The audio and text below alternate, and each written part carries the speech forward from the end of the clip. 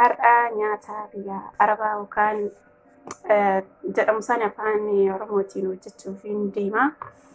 Kanaaf qopheeffadheetiin jira. Inni kunis boloqqee adii yookaan immoo Assalamu alaikum warahmatullahi wabarakatuh. Ilmaan Oromoo hundi keessan akkam jirtan qabdanii fayyaa keessanii kan amantaa biraallee bari jiraatanii nagaa fayyaadhaa bakka jirtanitti nagaa biraman rabbi isin faana ta'u isin jecha har'a nyaata tokko qabadheetiin dhufee jira. Innis molokiyaa beedaa yookaan immoo afaan keenyaanii boloqqee adii isa jedhamu san jechuudha. Wajjin hojjannaan wajjin tura. Akkasittiin qopheeffadheetiin jira. Shunkurtallee kunis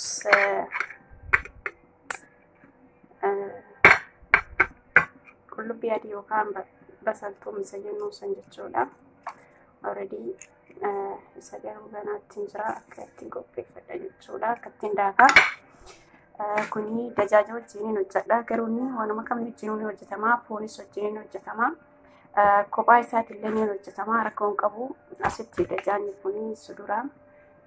Namni sudura hin beekne hin jiru. Jaayyaa sudura kan jedhamu san jechuudha. Isa wajjiniin mix godhee dalaguu deema. Asitti isa qopheessee hin jira. Boloqqicha jechuudha. Miicamee qophaa'ee hin jira. Hunduyyuu jaallateera. Asitti immoo kunniin bohaarataa wajjin hojjannaa turtiin keessan wajjin haa ta'u isiniin jedha.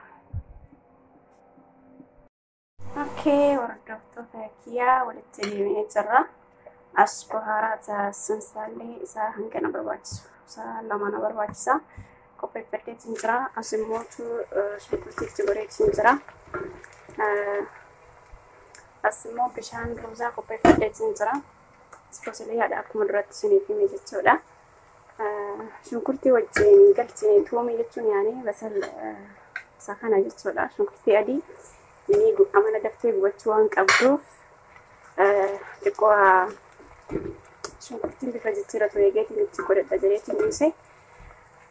Kanaafuu warroonni YouTube chaanaalii kanaaf haaraa taatan yaani YouTube chaanaaliin kunis haaraadha. YouTube chaanaaliin kun keessan waan ta'eef kottaa wal jajjabeessuun aadaa kenna waan ta'eef na jajjabeessaa na bira dhaabadhaa. Like, subscribe, share gochuudhaan na wajjin turaa isiniin jedha.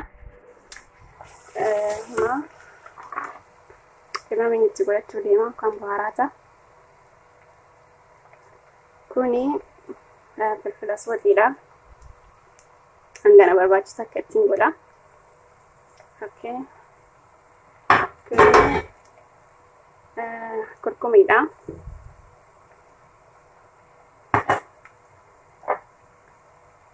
Okay.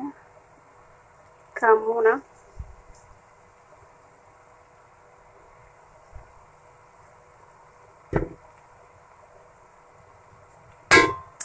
Okay, akkuma kanaanii waan argameemoota hundaa YouTube godhadhee walitti deebinaa bitiin keessaan hojii haa ta'u.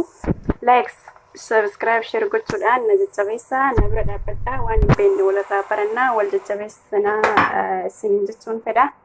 Turtiin keessaan hojii haa ta'u ammas. Obboleeyyan kiyyaa akkasitti tajaajilee itti galcheetiin jira. Itti naqeetiin jira. Soogidda yookaan milisa jennuun kanallee hangana barbaachisu hojii godheetiin jira. Already. Sakana ta'e koo ammoo bishaan itti dabaladha jechuudha. Kan nagaa jedhee yaadu.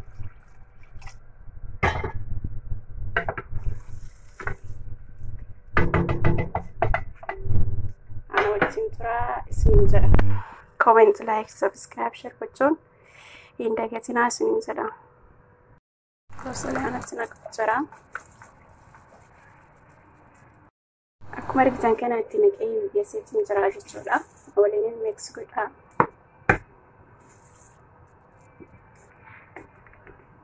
Ruuzaa wajjin nyaatama jechuudha. Ruuzaa adii yookaan ruuz beedaa isa jennu san dalanna. Turtiin keessan ammoo san hojii haa ta'u. Okay, obboleen kiyyaa amma gara xumuraa irra ga'eetiin jira.